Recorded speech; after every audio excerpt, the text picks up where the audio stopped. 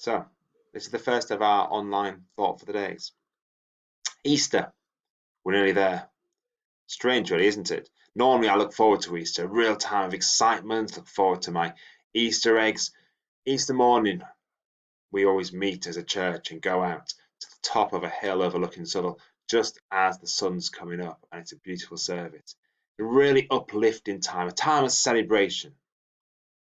Somehow, this Easter, it doesn't really feel like that, does it? It's going to be very different. It's going to be the first time in my life that I don't go to church on Easter Day. It's going to be the first time that I can't just go out for a nice long walk and go and see friends and spend time with my family. Everything seems different at the moment. And yet, despite all this difficulty, despite all the worry and the anxiety, and despite all the terrible news, there are some real moments of hope, some real moments of joy in the news. I don't know whether or not you joined in, but on Monday, my family and I joined in on the Archbishop of Canterbury's call to prayer. We sat down at 7 o'clock and lit a candle in our window and prayed for the world, for those working in the NHS, for those who are suffering at the moment.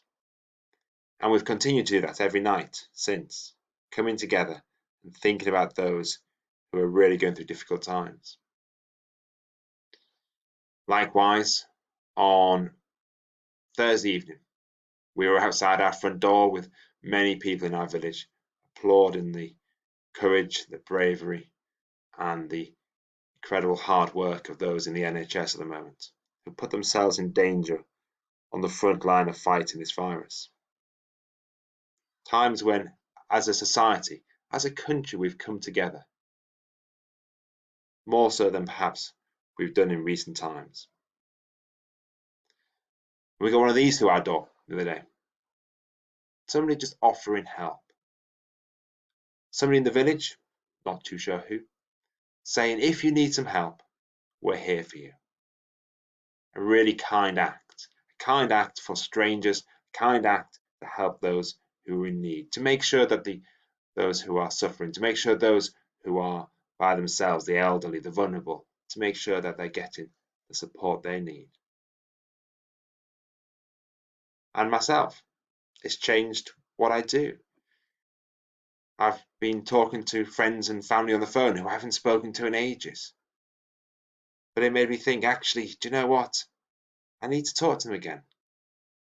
I rang my grandma the other day, I haven't spoken to her since Christmas, to catch up with her, to ask her how she was doing, to make sure she was all right. And it made me realise I need to do that more. I got to spend some time with my son doing some maths work with him. I don't get to spend a lot of time with him doing his schoolwork, because obviously normally he does that at school, but we got to sit down and do some maths, and this is our looking at equivalent fractions. It was great to actually enjoy helping him to learn. So despite the difficulties, despite all the troubles, there have been some moments of joy, some moments when I've been able to reflect on what is important to me, to reflect on those things. And then on the news, there was a lovely story about a person in a village who bought everybody fish and chips. No one knows who this mystery benefactor was, but they'd gone out the way to buy a meal for everybody in their village. There were other stories of people opening food banks. Some university students in Birmingham were on the news this morning. They'd opened a food bank to help the vulnerable. So as they went home from university, all their spare food they gave away. And I suppose it's moments like that, stories like that, that make you realise that actually, despite these difficult times, there are moments of hope. There's moments of positivity. There are times to celebrate still. So, this Easter, it won't be the same. It will be difficult. There'll be many challenges ahead. But let's remember that we can still do good deeds. We can still care for those around us. We can still talk to our friends and family and make sure they're okay. We can still spend some time with our brothers or sisters or parents. perhaps who we don't normally spend time with. We might be able to do a good deed for a stranger, or we can show our appreciation. This verse from Romans came to my mind.